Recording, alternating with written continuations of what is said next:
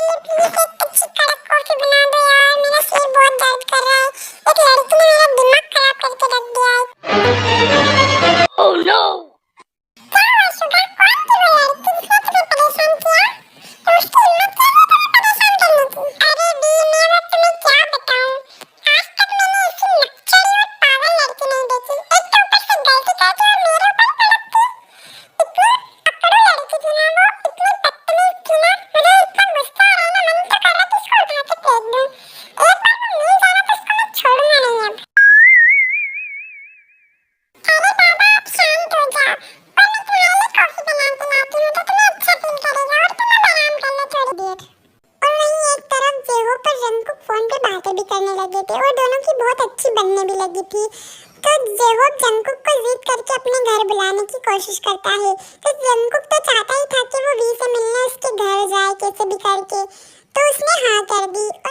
Hello army, आप सब कैसे? उम्मीद करती हूँ आप सब ठीक होंगे। आर्मी, आप लोग क्या कर रहे हो यार? ना सपोर्ट कर रहे हो, ना व्यूज आ रहे हैं, ना कमेंट कर रहे हो। आप लोग बताओ कि आप लोगों को स्टोरी कैसी लगी, कोई तो कमेंट करके बता दो। अगर नहीं पसंद आई तो मैं ऐसे